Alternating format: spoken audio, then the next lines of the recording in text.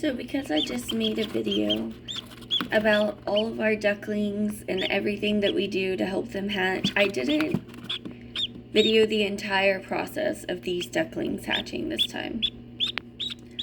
But I've had more ducklings in the incubator than ever before. Currently, we have 4 incubators full of duck eggs, this being one of them. And so what I did was take duck eggs from one of the incubators that were ready for lockdown and put them all in here so that they could all hatch together. Hi, sweet baby. Now these will include ducklings that were in the new girls that just started laying all of their eggs. So even though I don't have most of the new girls, I only kept one out of that hatch. There will be a variety of their hatchlings in here, so I'll actually be able to see a variation of genetics and maybe have a couple more like the one we ended up keeping. Look how cute you are. This baby actually looks like my older girls. Probably one of the darkest babies I've ever had. I've never had a duckling hatch that was this dark, so I'm wondering if instead of being mallard colored, it may actually be black. That would be interesting because I've never hatched a black duckling out of my own flock before. Welcome to the world, sweet baby.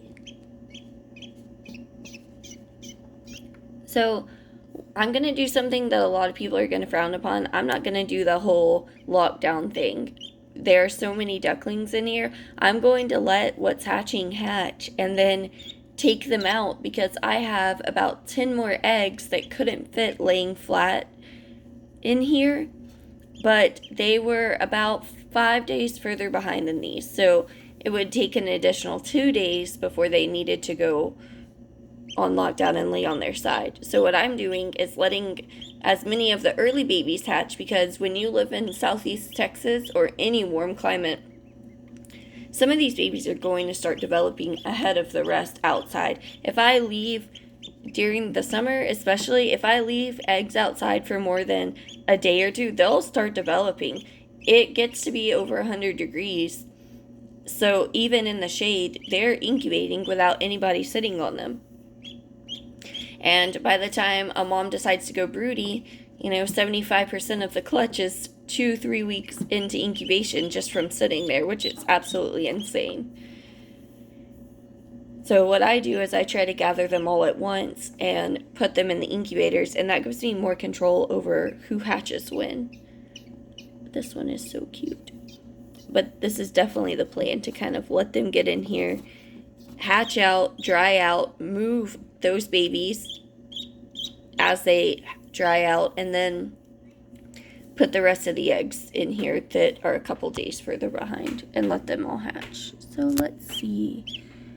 I know we had another one that's pipped over here.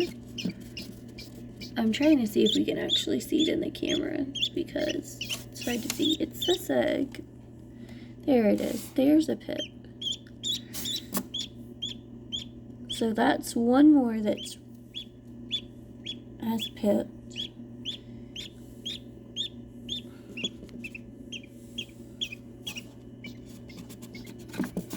There is one right here that has pipped.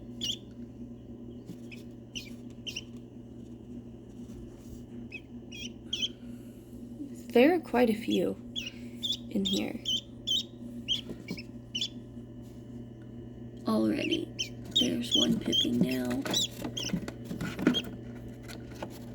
So you can see that my eggs are not perfect. The ducks lay in the weird places. And I even, some of them, especially like this one, I've wiped down or had to wash off before incubating because of the amount of mud and dirt on them.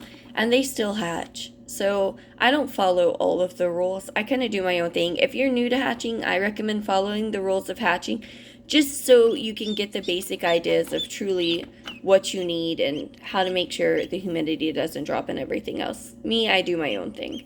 I've learned how to control humidity. I know how to add the right temperature and amount of water to spike up the humidity and everything else.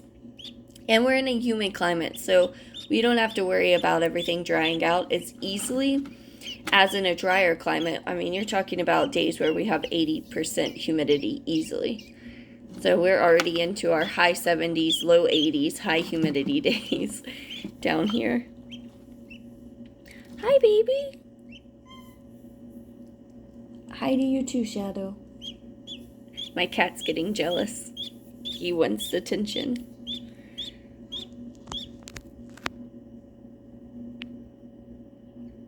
I can hear my daughter all the way back. She's in the very back of the house in my room watching her Frozen movies, and she hears the baby chipping from in there, cheeping from in there, and she's all, "Hi, baby, how are you?" She loves baby ducklings, but she does not like to hold them. She's not big on how much they like to run around and move, but she thinks it's hilarious to watch them as they grow. Oh, look who's already getting tired. Oh, precious. Okay, so this is upside down because I have the incubator turned backwards, but this shows that there are 4 more days left. And no, the humidity is not 23%. It's messed up on this. It's much higher.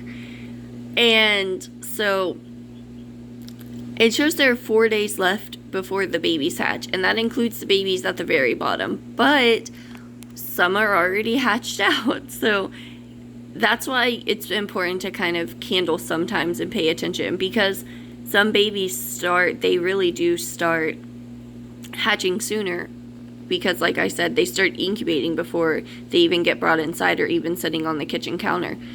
It just happens when you live in a warm climate. And so if I would have waited until lockdown 3 days from when they're supposed to hatch, then I would have been in big trouble, because some of the babies would be hatching inside of the incubator in the egg turner. However, I didn't wait. I went ahead and I candled them and saw a couple babies had moved to the air cells to get ready to pip, and that's why I went ahead and laid them down. So it's important to kind of pay attention to that. I know that people like to candle about 2.5 weeks in to make sure the eggs are viable and rid of what isn't. And I also recommend, if you have the experience to know what you're looking for, towards the end of hatch, about 4 days or so before hatch time, maybe 5 days before, go ahead and check them, especially if you let them sit for a while before you hatch them, or you gathered them out of the coop and it was warm, and make sure that some are not already in the air cell, because if so, those babies can go ahead and lay flat, and you're not going to have to worry about the eggs needing turned, because as these babies are hatching, they're moving the eggs back and forth, and they're running over the top of the other eggs. That's going to naturally turn them. So in a duck's nest, every time the mom moves, every time she has to drink water, has to get up to do anything, bathes for the day, gets a little bit of food at night, as the babies hatch, all those eggs are moving underneath her constantly. So you don't have to worry about moving them enough or moving them the right way. They're going to move in different ways. And it's really cool that these ducklings will just kind of naturally mimic that as they hatch and run over the other eggs. They're moving them just like they would if they're hatching under their mom and she was moving around, or they were moving around underneath her. So I think that's really important. Is just, I wouldn't say oversimplifying it, but I also say don't overcomplicate it, because I promise it's a lot easier than what you hear about. So I want you to notice that the temperature is low. It's just because I had the lid off of the incubator. This humidity is actually about 70%, and the temperature is going to shoot back up to 100. So it's not nearly as low. It's just slowly climbing back up since I had the lid off. So if you look closely, the baby's taking its rest before it hatches. Sugar, get down, boy. Our basset hound's in the window because our cat, Shadow Floyd, wanted to go outside, and Sugar wants to play, and he's not having the cat being outside as soon as he comes in. So, anyways, this baby, you can see it's still chirping, so it's fine. But don't be alarmed if you're new to hatching and you have clear tops, because the tops to our incubator are clear so we can see inside of it. And this baby is just resting. So if you see this, don't worry. You don't have to open the incubator, check on it. Babies just rest when they're coming out. It's a lot of work, you know, to breathe and hatch and squeeze out of an egg, roll around in there. It's exhausting, you know, but it helps get everything flowing so that they can prepare for life.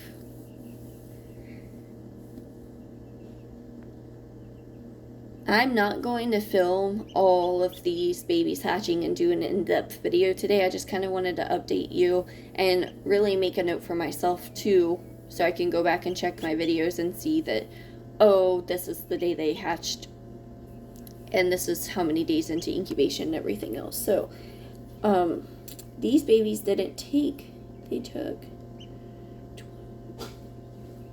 24 days to hatch so far, the ones that are hatching right now. So that's important to kind of note.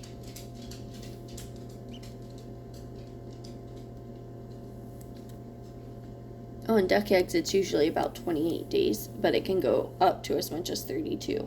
So there's just a huge variation. That's why I don't freak out if the ducklings don't hatch immediately. I give them up to 5 days easily to hatch from the time the first one hatches. And then I'll go in and I'll actually kind of handle the eggs without picking them up. And if I see that babies have moved into the air cells or there's movement in there, I'll just let it be. I know we often put a kind of a time frame on nature, but nature does its own thing. It doesn't care about humans and their time frames and what we think should happen. So it's kind of important to realize that while, yes, it's kind of an exact science, it's not truly exact. It's not precise, should I say. There are steps to follow that will make it a lot better and a lot easier, but it's not 100% precise. There's so much variations.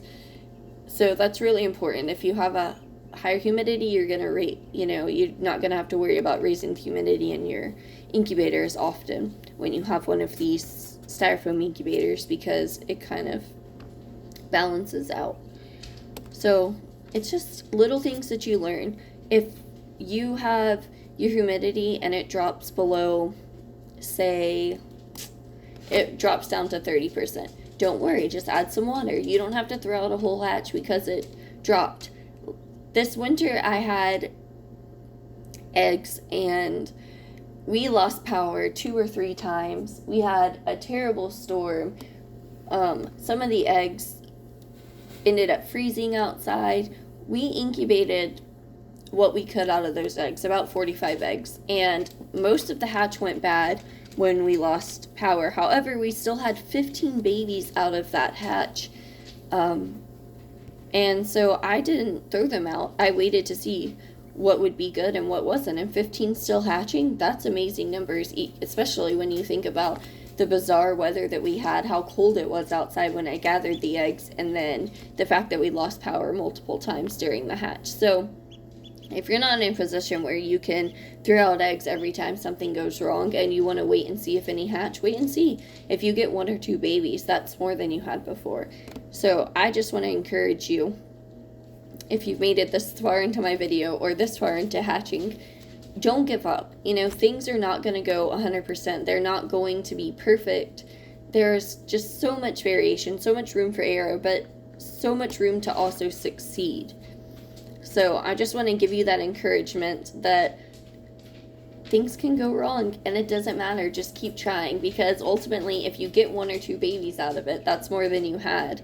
A lot of us are not commercially incubating. We're not incubating to sell everything. For those of us that are incubating for our own flocks to grow as a homestead, we can afford to have a couple less incubate. Now, if you are in the position where you can't have an incubator tied up for only 2 eggs to hatch, that's different. That's something else to consider entirely. But for me, I can afford it. And it was worth it to get the 15 babies that we had, because we ended up keeping one. And we really love her. So I hope this kind of gives everyone a bit of encouragement to know that if things go wrong, that's fine. Just keep pressing forward. It doesn't have to be perfect. You might be amazed at how eagerly ducklings want to hatch. And I'll kind of show some video footage in the next few days of all the babies that hatched and everything else. But honestly, I've made so many in-depth videos about hatching right now. I just kind of want to enjoy the moment and show them off and hopefully encourage you to just keep going and not give up.